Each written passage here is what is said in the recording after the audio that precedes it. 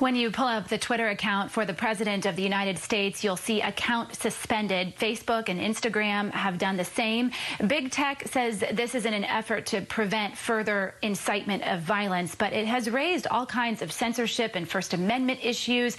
So we bring in two guests this morning. We have Josh Blackman with South Texas College of Law, along with Jackie Bally, a Republican and a political science professor at the University of Houston downtown. Good morning to you both. Thanks so much for being here. Josh, we'll start with you. When Big Tech blocks or bans someone, why is that not a violation of the First Amendment? Explain that. Well, thanks for having me. The First Amendment of the Constitution only applies to the government. So if the government ordered Twitter to take down Trump's profile, that would be unconstitutional. But private actors like Big Tech are simply not required to comply with the free speech protections of the First Amendment. So, Josh, does the president have any recourse here? Is there anything that he can do to get back on these platforms? The answer is no. If Twitter and Facebook don't want the president, he can't sue them or go to court to make them allow him back on. The best he can do is perhaps exert pressure among his constituents, saying that this is a very bad idea for business not to let them on. But once these private entities decide, there's very little Trump can do. Jackie, let me bring you into the conversation. Has Big Tech become too powerful in your view? Yes, and we're seeing it. It's very obvious in this case. Parler, which saw an upsurge of people who were logging on and getting access to their app. As soon as Twitter kicked off the president, then Amazon and other services decided that they were no longer going to use Parler. So Parler is now suing Amazon and other services. They're claiming antitrust violation and a lot of other policies to stop them from actually being a viable company. They're also accusing them of trying to censure not only opposing points of view, but to stop them from being a viable opponent to Twitter.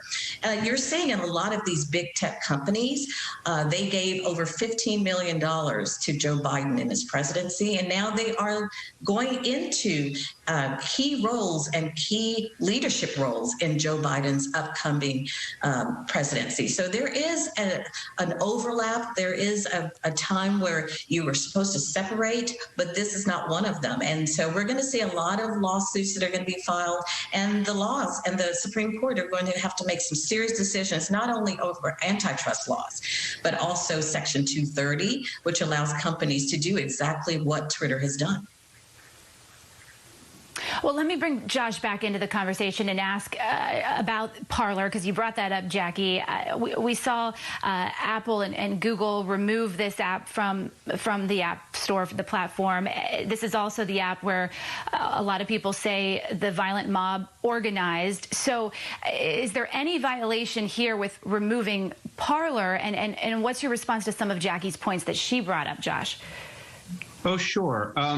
So before I was talking about the Constitution, right? Do people have a free speech right to get on Twitter? And the answer is no.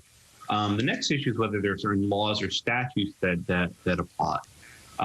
Antitrust laws govern what we might call monopoly, that if one company has too much control over an industry, the federal government can break them down. The second law that Jackie mentioned is called Section 230 of the Communications Decency Act. This law gives immunity to various tech companies for certain content they post. As things stand now, if Apple or Google decides to kick Parler out of their app store, there's not much recourse. Amazon was a web hosting company for Parler, and I think what Parler will say is that Amazon breached a contract, but they didn't comply with the terms of service of their agreement. I don't know how those cases will shake out, but I suspect unless Congress intervenes, and I don't think that's likely, tech companies will continue to be able to drop different platforms and content that they deem inappropriate. And Jackie, I'll let you have the final word. We've got about 30 seconds left. What are Republicans doing, do you think, or would you like them to do, to fight back against what they perceive as their voices being silenced? Yes, and I do think what he just said, what the professor just said, is our biggest concern, because a lot of these social media sites are not applying their laws and policy equally. You'll see Senator and Congresswoman Maxine Waters. She will make many comments, disparaging comments against the president and his supporters, but her page is still up. The Ayatollah still has a page. And so if they were saying that there were certain violations and policies that were not being kept by a certain number of people, that was one thing. And if they applied it evenly between Republicans and Democrats, that would be another. But that's not being done. So we do need to look at some type of platform that does not censor Republicans or conservative speech and allows us to have an even platform and an opportunity to speak just like our liberal counterparts. All right, we're going to have to leave it there. Jackie Bally and Josh Blackman, thank you both so much for your time. We hope you'll join us again soon. Appreciate it. Thank you.